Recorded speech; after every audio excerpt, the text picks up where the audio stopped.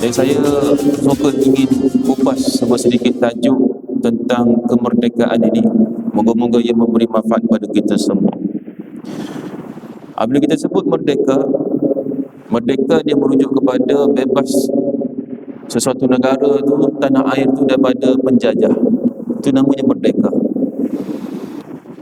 Dari tanah Malaysia kita ni, bumi Malaysia kita ni, ataupun dulu digelar dengan tanah Melayu.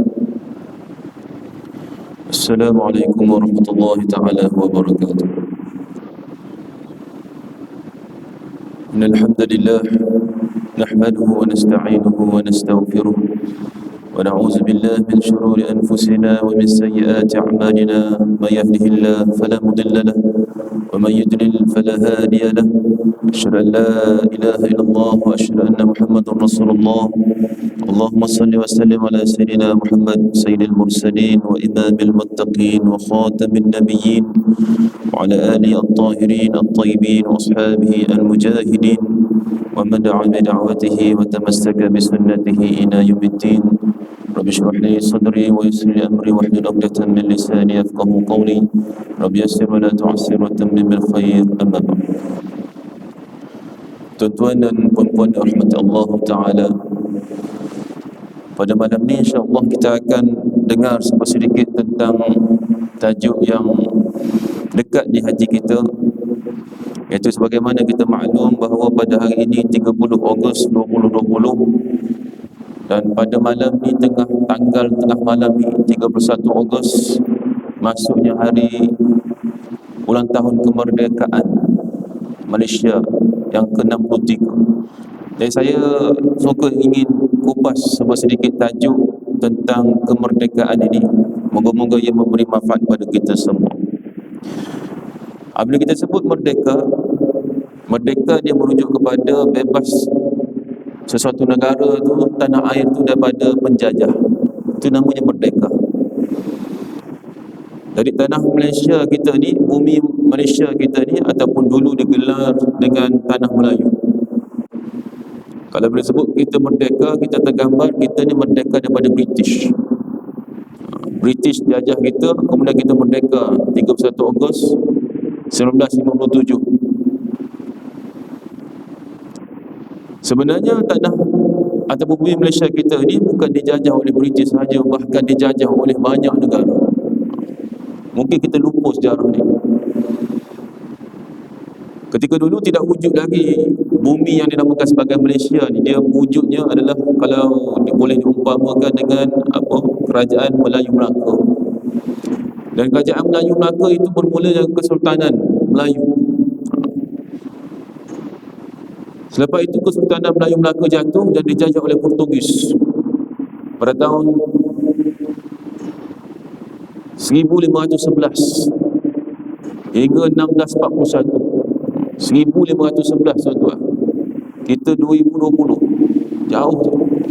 Selepas Portugis, Belanda datang, dia buat negosiasi dengan Portugis, kita tukar-tukar wilayah.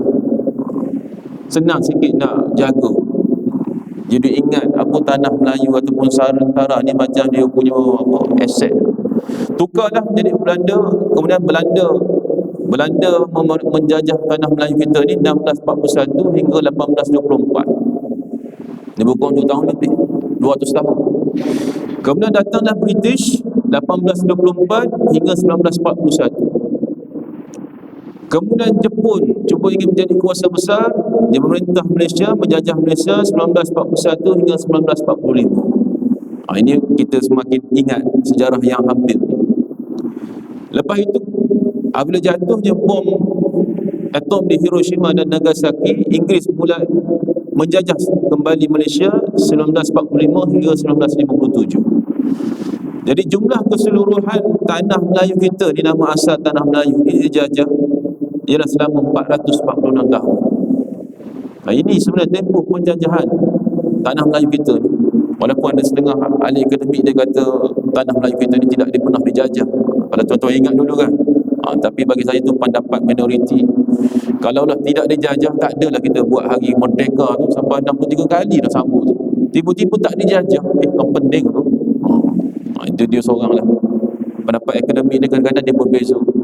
Tapi Malaysia ni ataupun tanah Melayu ni, dan sekarang dikenali dengan Malaysia ni, sebenarnya merdeka selepas ada 446 tahun. Satu tempoh yang lama, tuan-tuan. Adakah manusia yang hidup zaman sekarang sampai 400 tahun? Tak ada. Inilah apa yang kita lihat pada waktu sekarang ni. Inilah Malaysia yang merdeka. Jadi apabila disebut Malaysia merdeka, maknanya bebas daripada tanah air. Tetapi kalau kita tengok dari konsep Islam, merdeka ni dia bukan hanya merujuk pada tanah air. Ini yang kita kena faham.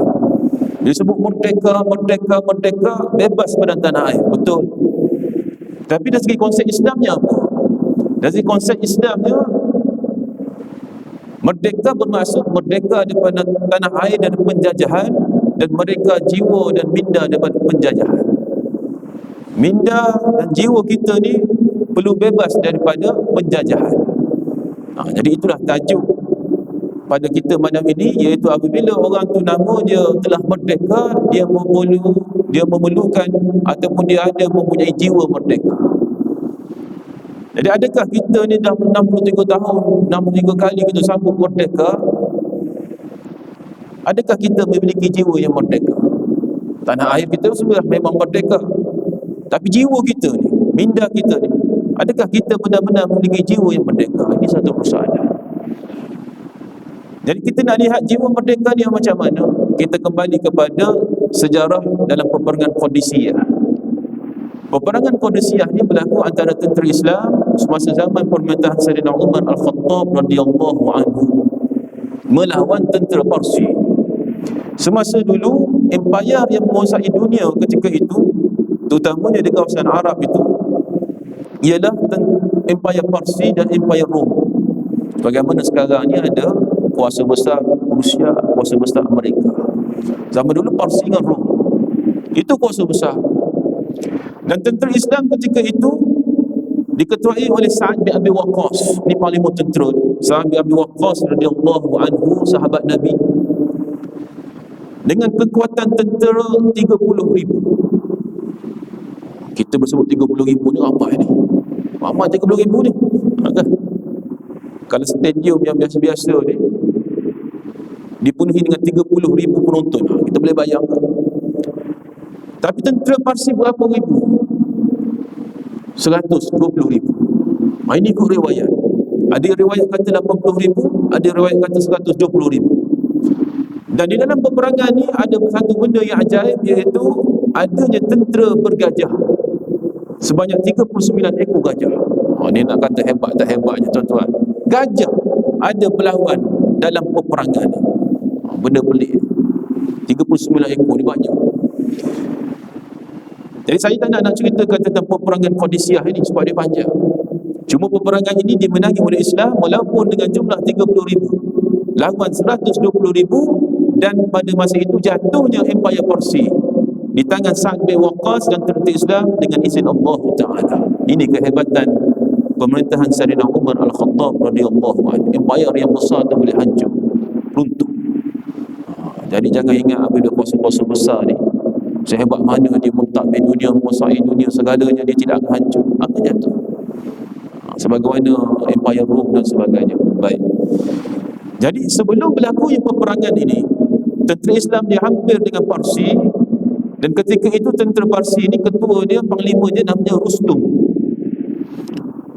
Jadi Rustum ni pelik. Kenapa tentera Islam ni, satu kelompok yang tidak pernah muncul sebagai kuasa besar ketika itu, tiba-tiba cuba orang kata mengacah-ngacah tentera Parsi. Kenapa datang? Kenapa datang pula dengan 30,000 orang nak lawan dengan aku 120,000 orang, gajah lagi.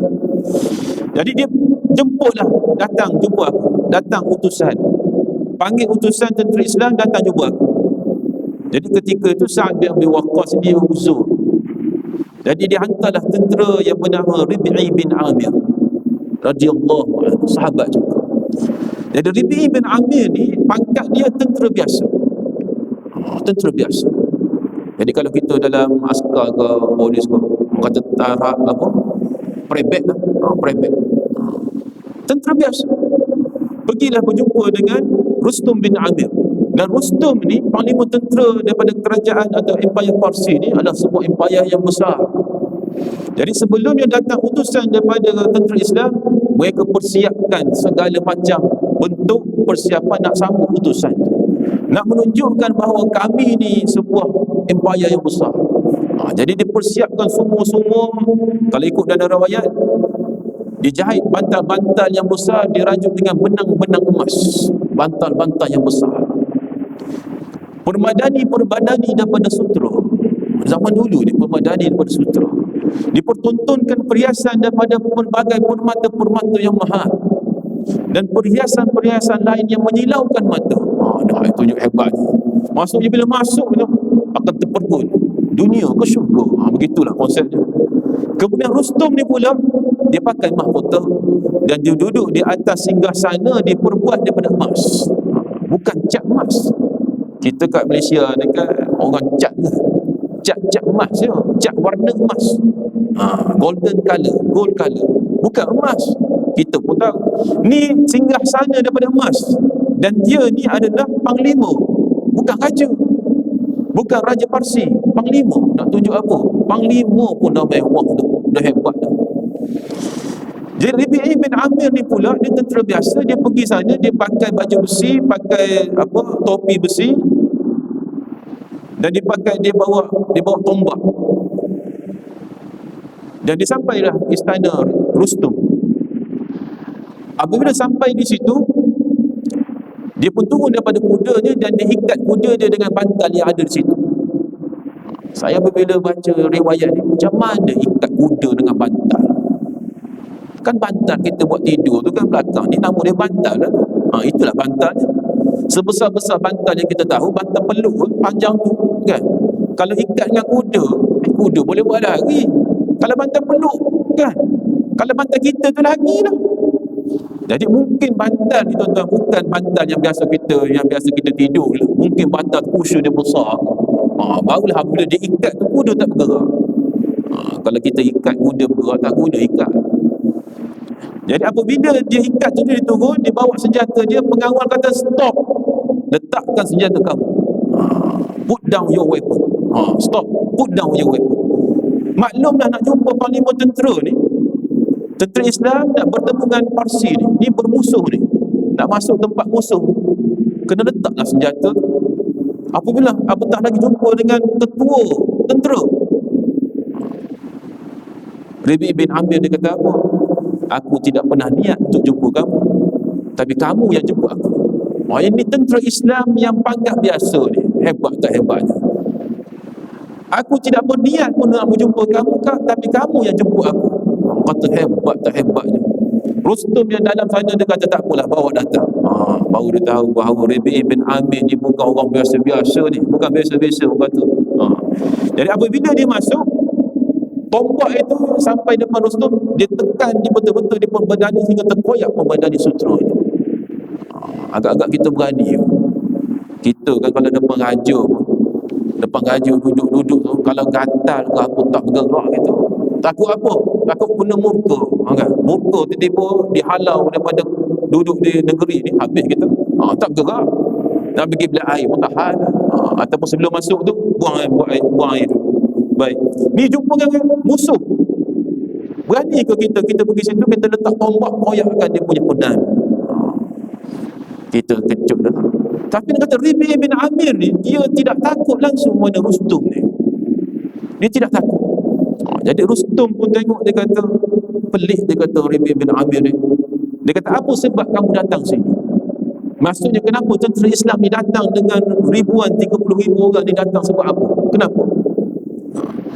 Jadi Rabi' bin Amir ni dia menjawab satu ungkapan ni tuan-tuan, ungkapan yang famous dan popular.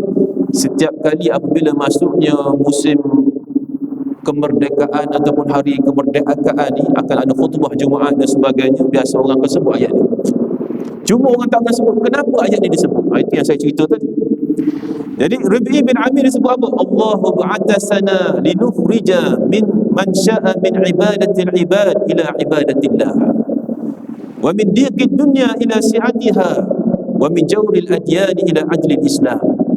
Ini kata-kata Rabi' bin Amir ni yang setiap tahun diungkap berulang-ulang kali di mana-mana jua. Di mana-mana jua negara Islam. Maksud apa? Kenapa kamu datang ke sini? Allahu ba'athana linukhrija man syaa. Allah Ta'ala menghantarkan kami ke sini untuk mengeluarkan sesiapa yang menghendaki. Kami datang ni di sini maksudnya bukan sebab kami datang ni. Allah Ta'ala yang perintah kami. Oh, ni hebat ni tuan-tuan ni. Biasanya kan apabila berlaku peperangan, kita pergi tempat situ untuk apa? Arahan ketua, arahan pemerintah. Sebab apa? Nak ambil kuasa, nak rampas kuasa. Tapi dia kata apa ni? Allah Ta'ala yang menghantar kami ni. Oh, ni hebat ni. Ini yang kata keimanan yang begitu tinggi ni. Maksudnya tentera Islam yang selama banyak 30,000 orang tu datang daripada Mekah ini. Mereka di misi bukan daripada Sayyidina Umar Al-Khattab ataupun Sa'd bin Waqqas, tapi misi daripada Allah Ta'ala. Apa misi dia? Untuk mengeluarkan sesiapa min ibadatil ibad ila ibadatillah, untuk mengeluarkan sesiapa sahaja yang Allah hendaki daripada menyembah sesama manusia kepada menyembah Allah Ta'ala. Ini sebenarnya, ini maksud dalam Islam ni. Apabila tentera Islam dia pergi satu negara dengan bala tentera, sebenarnya bukan untuk berperang, tapi untuk mengajak mereka ni beriman pada Allah Ta'ala. Ini maksudnya kena faham, bukan berperang. Kalau zaman sekarang, kalau orang pergi berperang sebab apa? Nak dapat hasil bumi. Kalau macam dulu Portugis, Belanda nak ambil apa, hasil bumi, rempah dan sebagainya. Sekarang ni dia berlaku di Arab, tanah Arab, Asia Barat. Sebab apa? Minyak ada banyak situ, hasil galian. Kenapa berlakunya Syria dan sebagainya? Sebab apa? Untuk laluan minyak merentasi Syria tu. Benda-benda ni kita kena lihat. Tak ada hasil bumi, tak ada orang akan datang ke tempat kita. Tapi Islam berbeza, nak mengajak orang beriman pada Allah Ta'ala. Wa min dikid dunya ila si'atiha, daripada kesempitan dunia kepada keluasan dunia ni. Maksudnya dunia ni dia penuh dengan keadilan, dengan keindahan. Bukan sempit, bukan hidup dijajah oleh mereka yang zalim. Wa min jawril adyan ila ajlil Islam, daripada kezaliman agama-agama kepada keadilan Islam. Kita kena ingat apabila sebut Empire Parsi, Empire Rom ketika dulu, mereka ni sebenarnya sebuah negara kecil, sebuah negara yang biasa. Kemudian dia jajah, bila jajah jadi empire. Zaman dulu apabila dijajah, mereka akan jajah dengan kezaliman. Mereka akan menindas, mereka akan tidak ada keadilan, mereka mengenakan cukai dan bermacam-macam lagi. Sebab itulah Islam ni, apabila zaman dulu ni, dia pergi sebuah negara, dia membebaskan penduduk asal tu daripada cengkaman empayar yang menzalimi mereka. Sebab tu Islam apabila datang mana negara, rakyat terima. Ini lebih baik daripada penjajah yang asal. Ini Islam, tuan-tuan. Jadi kita kena faham bahawa Islam ni, dia bukan ditegakkan dengan pedang. Jadi Islam ni apabila datang tu sebenarnya dia nak bebaskan cengkaman masyarakat tempatan tu daripada penjajahan yang telah begitu lama masa dia. Jadi di sini kita lihat bagaimana Rabi' bin Amir ni disebut, dia datang ke situ ialah membebaskan manusia daripada penyembahan sesama manusia kepada penyembahan Allah Ta'ala, daripada kesempitan dunia kepada keluasan dunia, kerahmatan Allah Ta'ala melalui Islam, dan daripada kezaliman agama-agama kepada keadilan Islam. Jadi ini yang pertama yang kita boleh faham, jiwa yang merdeka itu maksud apa? Merdeka diri kita ni daripada menyembah sesama manusia kepada menyembah Allah Ta'ala. Ini yang pertama ni. Kalau sebab jiwa merdeka itu apa? Merdeka diri kita ni daripada sembah sesama manusia kepada menyembah Allah Ta'ala. Jadi kita ni kalau kita lihat, alhamdulillah nikmat Allah beri pada kita dengan Islam. Kita pula lahir dalam keluarga Islam. Itu nikmat Allah Ta'ala yang paling besar, nikmat iman dan nikmat Islam. Jadi adakah masih muncul lagi, maksudnya kita ni menyembah sama manusia sebab kita ni menyembah Allah Ta'ala? Kalau orang tanya kita, apa agama kamu? Islam. Are you Muslim? Yes, I Muslim. Cakap putih sekarang. Tapi sebenarnya tuan-tuan, zaman dulu dia penyembahan sama manusia ni, ataupun dengan kata lain menyembah manusia ataupun menyembah agama lain. Zaman sekarang dia bertukar dah. Penyembahan sama manusia ini, penyembahan kepada agama-agama ni, dia bertukar menjadi satu benda yang baru, iaitu ideologi. Ideologi ni yang menjadi Tuhan moden. Contoh ideologi pluralisme, liberalisme, anti hadis, anti Quran. Ini ideologi. Jadi ideologi ni tuan-tuan, pegangan-pegangan ni, dia bagaikan dia merasuk kepada jiwa-jiwa orang Muslim zaman sekarang ni. Walaupun dia kata saya Muslim, tapi kadang-kadang ada benda tertentu dalam diri dia, dia mengakui pluralisme. Dia kata dia Muslim, tapi kadang-kadang dalam fikiran dia, dia mengamalkan ajaran liberalisme. Dia Muslim, tapi dia anti hadis. Ini berlaku. Ini tuan-tuan sebenarnya nak sebut apa? Walaupun dia mengaku dia Muslim, tetapi jiwa dia tidak merdeka sepenuhnya, iaitu menyembah pada Allah Ta'ala. Contoh kita sebut ringkas-ringkas. Pluralisme ni apa? Pluralisme ni ialah dalam satu minda dia, anggapan dia semua agama ni sama.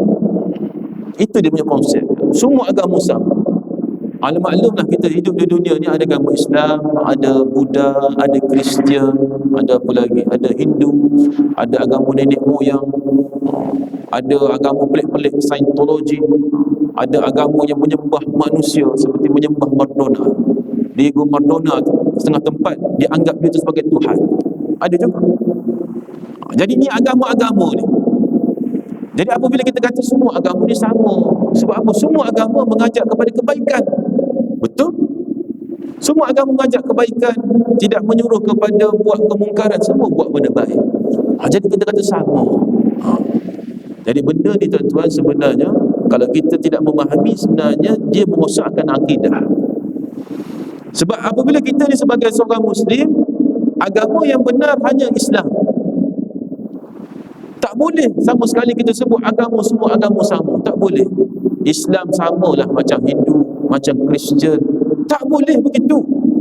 Sebab apa? Apabila kita mengatakan demikian, seolah-olah kita meletakkan Islam ni dengan agama lain sama, kita dengan orang lain sama.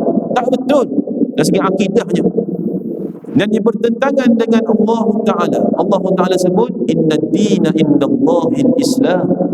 Ni yang kita biasa sebut ni, lepas kita zikir, lepas kita solat kan, kita biasa ada sebut zikir ni. Inna dina indallahil Islam, kita sebut tu. Allah kata apa? Inna dina indallahil Islam. Sesungguhnya agama yang benar di sisi Allah Ta'ala ialah Islam. Allah tak sebut agama lain. Tiba-tiba dalam tanggapan fikiran kita, agama semua sama. Ini satu kesilapan yang besar. Jadi kalaulah kita ada fahaman begitu, dia kena, orang kata apa, kena buang benda-benda tu. Sehingga Allah Ta'ala sebut, wa man yabtaghi ghairil islami dina falan yuqbala min wa huwa fil akhirati minal khasirin. Sesiapa yang tidak mengambil Islam sebagai agama, falan yuqbala min, dia Islam lamanya tidak akan diterima. Maksudnya amalan dia buat apa sia-sia.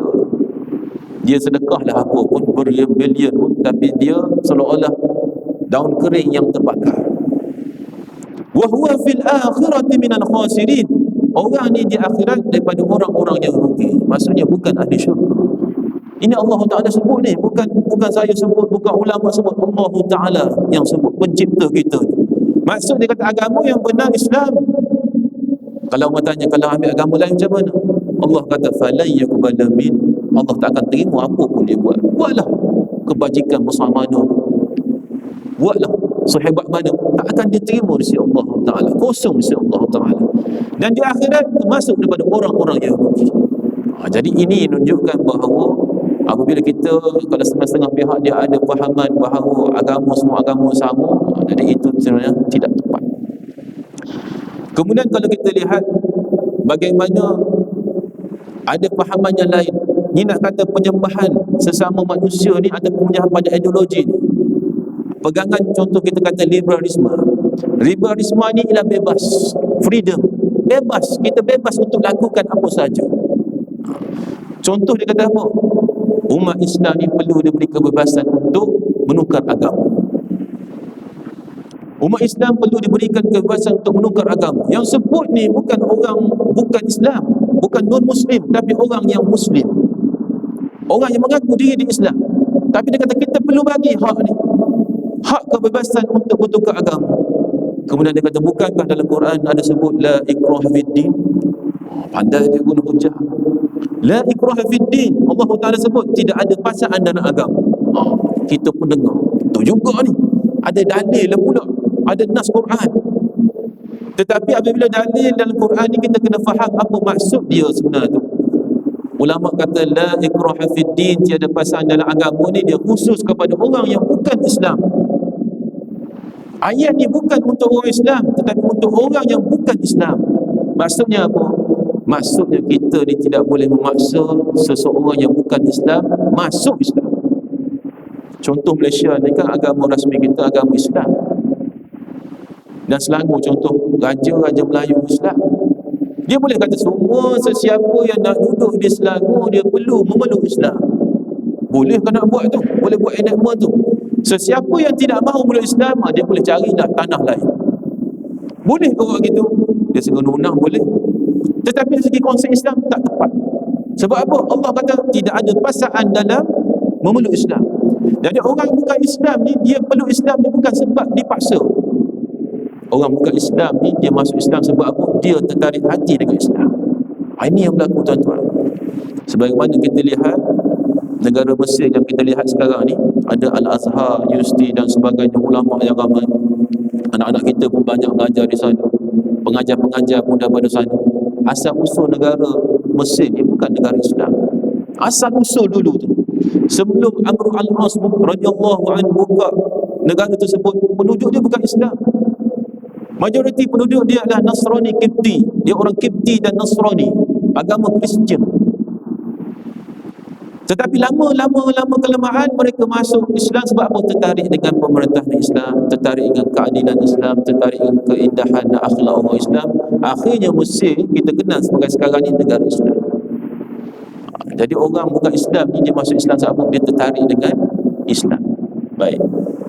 Contoh yang lain, bumi kita ni Malaysia ni, tanah Melayu. Asal usul dulu agama penduduk Malaysia ni apa? Asal usul dulu Hindu. Agama dulu Hindu. Kalau kita tengok sejarah-sejarah kan, agama dulu Hindu. Bermulanya masuk Islam dengan sebab apa? Bermulanya dengan Raja Melayu Melaka yang masuk Islam. Ada dulu dia kata Raja Muzaffar Shah, ada kata Parameswara atau bertembung lah. Tapi nak katanya bermula semenjak Raja Melayu Melaka tu masuk Islam. Belum mula di situlah masuk Islam dan tersebar akhirnya Malaysia, tanah Melayu jadi Malaysia. Malaysia ni dikenali sebagai negara Islam. Tuan-tuan terfikirlah bagaimana Islam datang ke Malaysia. Apa yang saya sebut ni saya baca dalam kitab Syekh Yusuf Al-Qardawi, dalam kitabnya tajuk Fiqhul Jihad. Tebal kitab tu, tebal ni. Tapi saya baca scroll lah. Tebal ni. Saya baca PDF. Dia pegang 1000 muka surat. Syekh Yusuf Qardawi, salah satu pada buku dia. Dalam buku tu dia sebut apa? Dia cerita bagaimana masuknya Islam di tanah Melayu. Ini hebat ni. Orang Arab ni cerita tentang masuk Islam di Malaysia. Dia kata Islam masuk di tanah Melayu ni ataupun di Nusantara, maksudnya Malaysia, Indonesia ni, bukan mulai pendakwah, dia kata. Bukan mulai ketenteraan, tetapi mulai pedagang-pedagang daripada Yaman. Ini di Melaka. Kan Melaka dulu kan tempat, orang kata tempat center perdagangan kan masa dulu. Selat Melaka tu sibuk kan. Jadi pedagang-pedagang daripada Yaman ni datang, dia berdagang di Malaysia, di tanah Melayu, di Melaka. Dan pedagang ni dia tidak sebagai pendakwah. Kalau zaman sekarang kan kita tengok ada agama Kristian dan sebagainya, dia tu memang pendakwah. Kerja dia memang pendakwah, bukan pedagang. Jadi pedagang, businessman lah orang kata. Jadi apabila dia melakukan jual beli tu, rakyat-rakyat Melaka tu tertarik dengan akhlak-akhlak pedagang ni, dan mereka pun berminat dengan agama pedagang Yaman tu, dan akhirnya mereka masuk Islam. Sedikit demi sedikit akhirnya ramai masuk Islam. Jadi bagaimana boleh masuk Islam di tanah Melayu Melaka ni? Sebab akhlak yang ditunjukkan oleh pedagang Yaman. Dan pedagang Yaman ni tuan-tuan, ialah orang Yaman. Orang Yaman ni kalau kita tengok orang Yaman, hampir sama macam orang Melayu. Orang Yaman ni kulit dia tak adalah putih sangat. Dia macam kita juga, sarung matang. Cuma hidung dia panjang sikit lah. Nampak Arab kan? Suku kita. Yang paling best apa? Budaya dia. Mereka pakai kain plekat, kita pakai kain plekat. Saya tambah dulu saya tak pastilah macam mana, tapi sama sekarang ni sama. Kalau kita pergi ke Yaman, kain plekat ni lah kita pakai, dia pun pakai kain plekat. Arab ni jarang pakai kain plekat luar. Dalam rumah dia pakai, dekat luar dia tak pakai. Tetapi di Yaman dia pakai kain plekat. Sama. Begitu juga macam contoh serban, terutama serban-serban pondok. Serban-serban pondok tu kalau kita tengok orang Yaman dengan orang sini, dengan orang Malaysia kita ni, pondok-pondok tu pondok ni, pelajar-pelajar pondok, memang sama. Ni Yaman ni bukan yang Habib ni. Ni yang Yaman dulu-dulu ni. Yang Habib punya style tu yang jenis lain. Lebih kurang sama. Sebab apa? Orang pedagang Yaman tu lah yang bawa Islam tu datang ke Malaysia. Jadi budaya Yaman tu dia tersebar di Malaysia. Jadi ada ikatan tu. Baik. Jadi itulah nak menyebutkan bahawa Islam ni datang ke satu tempat sebab apa? Dia tertarik dengan Islam. Baik. Tapi boleh ke orang Islam ni tukar agama? Tak boleh. Sebab Nabi SAW sebut man baddala dinahu faqtulu. Ni hadis sahih Imam Bukhari. Sesiapa yang menukar agama dia, faqtulu, dia kena bunuh. Sesiapa yang menukar agama dia, dia kena bunuh. Mungkin orang kita kata macam mana ni zaman sekarang ni, tukar agama pun kena bunuh ke? Baik, apa agama ni? Tuan-tuan, yang sebut ni bukan kita, bukan ulama, tetapi Nabi SAW. Nabi SAW ni kata-kata dia kita kena terima, kita kena ikut. Itu namanya orang Muslim. Kita mungkin tak fikir kenapa ni bunuh, sebab kita menggunakan logik akal kita. Tapi Nabi SAW ni dia sebut wa ma yantiqu anil hawa in huwa illa wahyun yuha. Nabi SAW ni dia tidak sebut dengan hawa nafsu dia. Dia tak sebut dengan hawa nafsu dia. In huwa illa wahyun yuha. Apa yang disebut itu adalah yang diwahyukan oleh Allah Ta'ala. Jadi apa yang Nabi sebut itu sebenarnya apa? Datang daripada Allah Ta'ala. Jadi ini hukum dalam Islam. Jadi kalau orang tu dia nak keluar daripada agama dan Islam, dia kena bunuh, kena pancung. Ini hukum dia yang sepatutnya. Jadi kalau nak bertikai, kamu bagaikan mempertikai Allah Ta'ala. Kamu bukan pertikai agama Islam, kamu pertikai Allah Ta'ala. Allah Ta'ala yang jadikan kamu tu, tiba-tiba kamu pertikai. Ni tak cantik dah sebenarnya undang-undang ni. Siapa yang lebih bijak antara pencipta dengan yang dicipta? Siapa yang bijak? Pencipta lah. Tapi zaman sekarang ni manusia begitu. Dia menyembah ideologi ni, dia rasa dia lebih hebat daripada Allah yang mencipta. Baik. Seterusnya kalau kita tengok yang lain, bagaimana mereka ada sebut Al-Quran zaman sekarang ni perlu ditafsir semula. Ini pegangan-pegangan yang berlaku zaman sekarang ni. Perlu ditafsir semula sebab Nabi SAW turun pada 1400 tahun dulu. Kita ni zaman moden, kena ada tafsir semula. Jadi nak tafsir macam mana? Tafsir guna akal. Dia nak tafsir kalau ikut realiti semasa boleh, tapi kita lihatlah pula tafsir ulama dulu, kemudian kita tengok kita realiti semasa, ada gabung jadi. Bukan maksud tafsir semula ni yang ulama semua buat tu, semua tinggal kita tafsir dengan akal. Datang pada mana yang awak tafsir ni? Akal. Contoh, wanita muslimah kan dia kena pakai tudung. Itu benda yang maklum, budak-budak pun tahu. Tapi dia kata sebenarnya, dia kata zaman sekarang tak perlu pakai. Sebab masuk dalam Quran tu masuk apa? Labuhkan ke dada. Labuh dada maksudnya tutup dada. Tutup dada.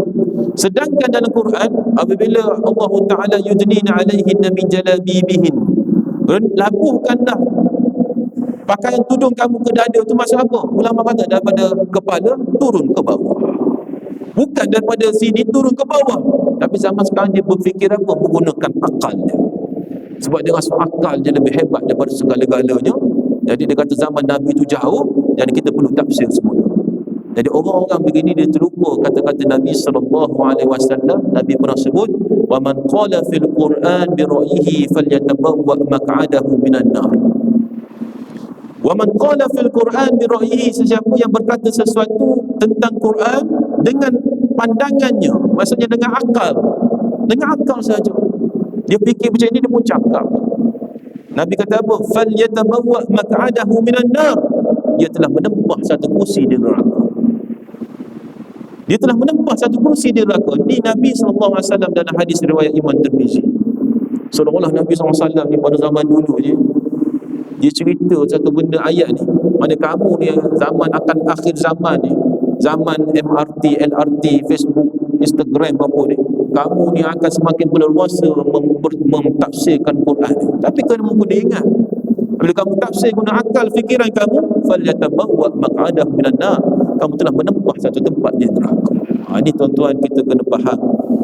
Bila kita berhadapan dengan artis semasa ni, kalau ada setengah golongan-golongan semua tafsir-tafsir ni, tak payah dengar.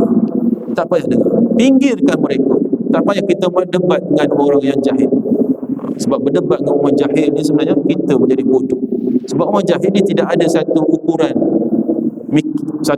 menentukan benar ataupun tidak. Bagi dia akal dia, tidak ada guna untuk berdebat dengan orang jahil. Baik, yang kedua, jiwa yang merdeka. Jiwa yang merdeka ialah mengamalkan apa yang diyakini. Itu ajaran Islam. Kita telah jiwa merdeka yang pertama tadi ialah menyembah Allah Ta'ala, daripada menyembah sesama manusia, daripada menyembah ideologi, daripada menyembah Allah. Yang kedua, jiwa yang merdeka ni, dia mengamalkan apa yang diimani tersebut. Ini yang Allah Ta'ala sebut, inna dina indallahi Islam. Sesungguhnya agama si Allah Ta'ala ialah Islam.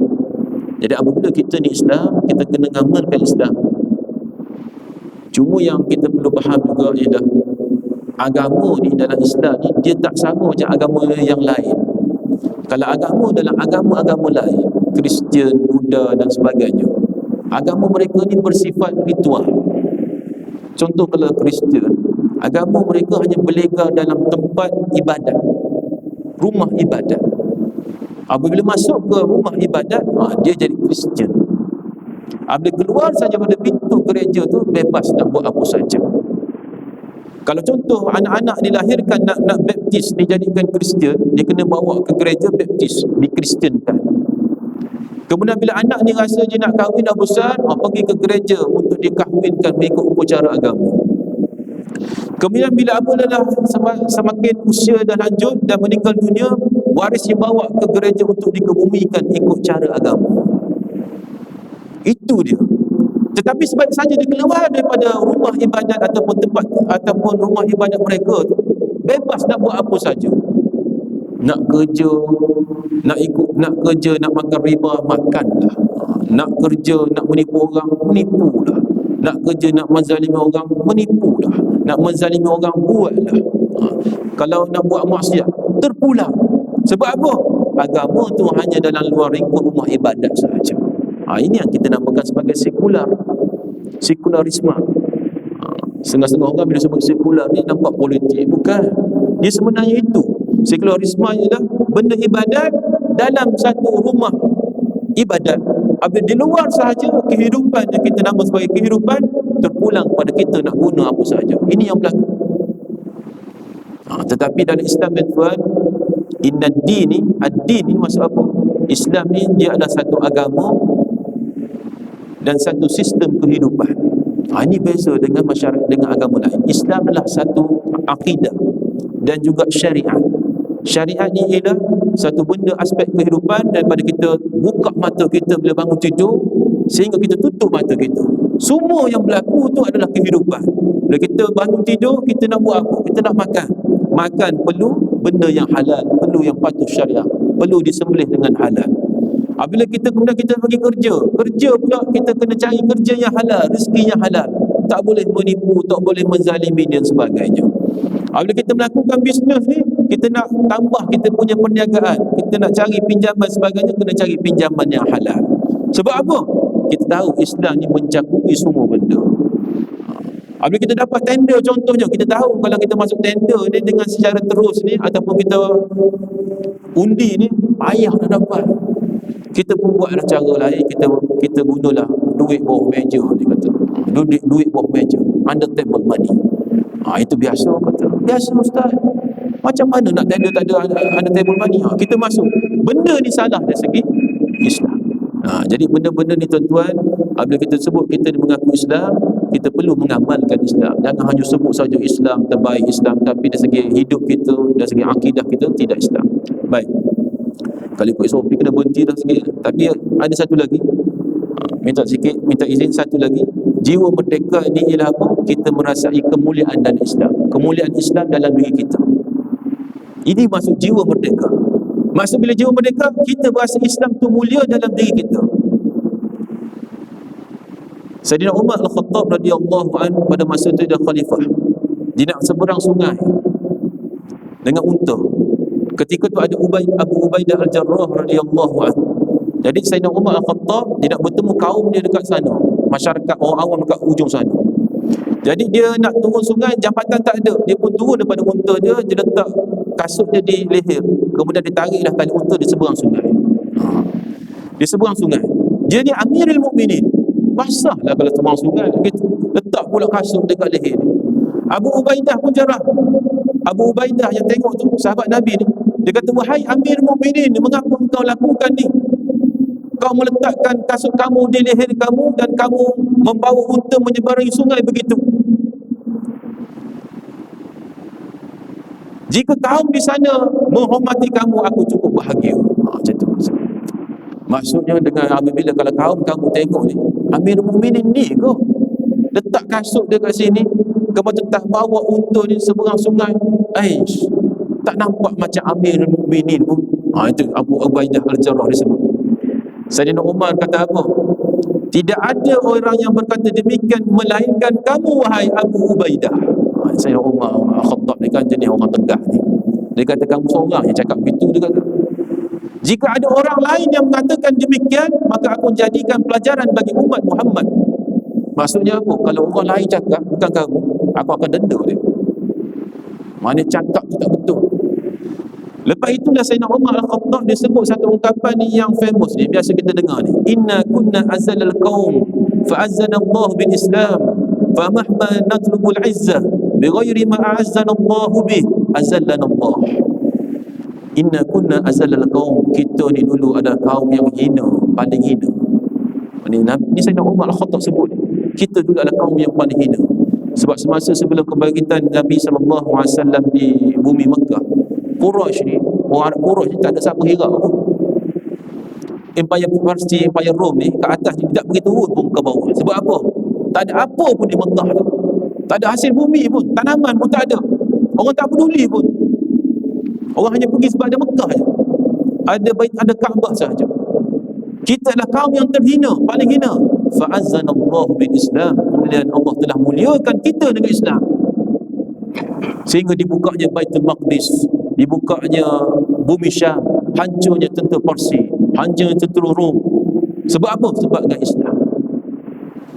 Famahma natlubul izzah bighairi ma a'azzana Allah bihi azallana Allah. Sekiranya kita mencari kemuliaan bukan sebagaimana yang Allah muliakan kita, iaitu Islam, azallana Allah, Allah akan hinakan kita kembali. Ini maksudnya. Ni kata-kata dia tuan-tuan biasa kita dengar, tapi jarang kita tahu kenapa benda tu keluar. Sebab Sayyidina Umar Khattab nak seberang sungai. Ini nak menunjukkan apa? Apabila kita ni melaku, kita jiwa kita merdeka, kita kan ada kemuliaan Islam dalam diri kita, kita kena merasa Islam yang paling tinggi. Al-Islam ya'lu wa la yu'la alaih. Islam ni paling tinggi, tidak ada yang lebih tinggi daripada Islam. Kena ada letak dalam diri kita. Bila kata, are you Muslim? Yes, I Muslim. Kena rasa izzah dalam diri kita. Apabila kita merasa izzah itu dalam diri kita, kemuliaan Islam ni, di mana sahaja kita berada, kita kena buat kerja Islam. Sama ada kita ni cikgu, kita guru, kita polis ke, tentera ke, businessman ke, kerja biasa-biasa ke, buruh kasar ke, kena ada kerja untuk Islam. Kena buat sesuatu. Kalau orang tahu, Ustaz, saya ni meniaga air je Ustaz, air balang. Kalau nak air teh, teh madu ke, jagung ke, tagih, boleh Ustaz. Itu saya tahulah, yang lain nak ceramah tak boleh. Macam mana nak buat tu? Apabila dia berniaga ni, dia perlu menunjuk akhlak Islam. Dia perlu menunjukkan keindahan Islam tu. Jadi apabila, kalau kita sendiri pun, kan banyak orang berniaga nasi lemak, berniaga air. Kenapa kita selalu pergi tempat orang tu? Dia ni bagus. Dia ni bagus. Akhlak dia bagus. Sebab tu je. Jadi sebab apa? Orang tertarik dengan dia sebab akhlak. Jadi apabila orang non-Muslim ni, dia beli tempat itu sebab apa? Sebab akhlak orang yang ni ditunjuk sebagai akhlak orang Islam. Itu kerja dia. Kemudian, kalaulah apabila Islam ini dipijak, dihina dan sebagainya, dengan kemuliaan dalam diri kita ni, kita akan terasa panas, kita rasa bangkit, kita kena lawan balik. Paling kuat kena lawan balik. Paling kuat pun kalau tak boleh pun terasa tercabar. Tetapi janganlah apabila Islam jadi hina, disindir, kita buat senyap. Kita kata apa, tak apalah, itu apa, hak kebebasan bersuara. Ini silap tuan-tuan. Silap tuan-tuan. Ini tidak ada keizah. Jangan bila kita mengaku Islam, tapi bila Islam dihina, dicaci dan sebagainya, kita biasa, macam tak ada apa. Seolah-olah macam keluarga kita ni, orang hina ayah kita buat senyap, tak ada apa. Ini dayus. Tak payah mengakulah Islam. Jadi itulah tuan-tuan semua sedikit tentang jiwa merdeka. Bila kita kata kita ni merdeka, dia perlu ada memiliki jiwa yang merdeka. Jiwa merdeka maksud apa? Dia menyembah Allah Ta'ala semata-mata, dan dia tidak menyembah langsung penyembahan sesama manusia ataupun ideologi-ideologi yang ada hadir pada akhir zaman ini. Yang kedua, bila jiwa merdeka, dia mengamalkan Islam itu dalam kehidupannya. Semua dia mengamalkan, dia tidak pernah pinggirkan walaupun satu. Dan yang ketiga, bila jiwa merdeka ni, dia ada kemuliaan, keisahan Islam dalam diri dia. Dia akan sentiasa bangga bahawa dia ni adalah Islam. Dia akan dibawa nama Islam. Setiap sesuatu apabila dia bekerja, dia berjalan, dia tahu bahawa dia membawa keindahan Islam itu. Itulah semua sedikit tuan-tuan. Apabila kita namakan kenapa kita merdeka, merdeka ialah merdeka tanah air, dan merdeka juga lah merdeka dari segi minda dan jiwa kita, dan kita perlu ada jiwa yang merdeka sebagaimana yang saya sebutkan tadi. Baik, itulah semua sedikit yang saya boleh kongsikan tuan-tuan. Bismillahirrahmanirrahim. Wa bihi nasta'in. Allahumma zidna ilman nafi'an wa rizqan tayyiban wa 'amalan mutaqabbala. Allahumma akfina bihalalika an haramik wa akrimna bifadlika an man siwak. Allahumma inna na'udzubika min al-barasi wal jununi wal juzam wa min sayyi'il asqam. Allahumma la tusallit 'alaina bi dhunubina man la yakhafuka fina wa la yarhamuna. Allahumma inna ala zikrika wa syukrika wa husni ibadatik walhamdulillahi rabbil alamin.